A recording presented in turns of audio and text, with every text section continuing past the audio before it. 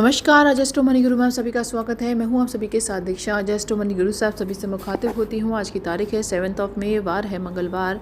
Show में हम बात करेंगे मई में तापमान नीचा होने से रूस की गेहूं की फसल में सुधार की उम्मीदें नजर आ रही हैं। बीते सप्ताह के दौरान अंतर्राष्ट्रीय बाजार में गेहूं कीमत अपने कई महीनों के उच्च स्तर की तुलना में घटी है।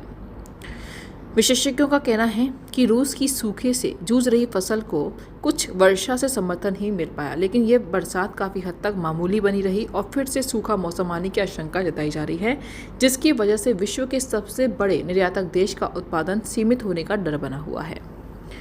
बसंत ऋतु असामान्य शुष्क रहने के कारण अपेक्षाकृत रूप से ठंडे तापमान के कारण प्रमुख उत्पादक क्षेत्रों में फसल बड़ी हानि से बची रहने के आसार हैं।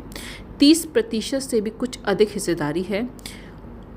बीते अप्रैल महीने पिछले दशक का सबसे सूखा महीना रहा, क्योंकि इस महीने बरसात सामान्य की केवल 1/4 हुई।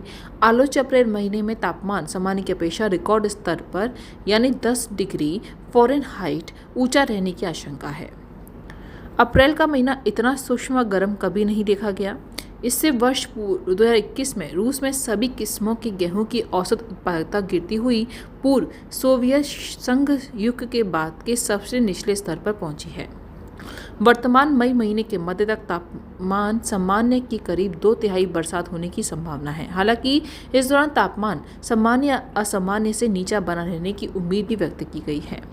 आमतौर पर देश के दक्षिणी हिस्सों में मई का महीना ठंडा रहने की खबर मिलती है। औसत उत्पादकता अपने उच्च स्तर पर पहुंचने की दृष्टि से आगामी जुलाई महीना बहुत महत्वपूर्ण है।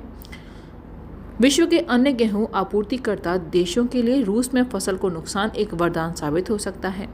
हालांकि अभी खतरे की घंटी नहीं बजी है, क्योंकि रूस ने हाल ही में रिकॉर्ड मात्रा में निर्यात किया है। पिछले करीब 20 सालों में रूस में गेहूं का उत्पादन बढ़ता हुआ दोगुना हो गया है और फिलहाल विश्व में गेहूं के होने वाले कुल निर्यात का 5वां हिस्सा, इससे भी अधिक निर्यात रूस से हो रहा है।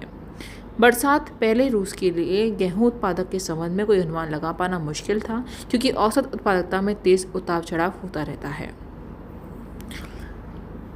अब भारत में गेहूं का बकाया स्टॉक 16 वर्षों के निचले स्तर पर आ गया है और वर्ष 2017 के बाद पहली बार इस देश पर आयात का दबाव बना हुआ है। सीजन 2016-17 में भारत ने 60 लाख टन गेहूं का और सीजन 2018 में 12 लाख टन का। ऑस्ट्रेलिया ने इसकी अधिकतर मात्रा की आपूर्ति की थी, क्योंकि सीजन 2021-22 में ऑस्ट्रेलिया में गेहूं का रिकॉर्ड उत्पादन हुआ था। रूस दूसरे स्थान पर रहा।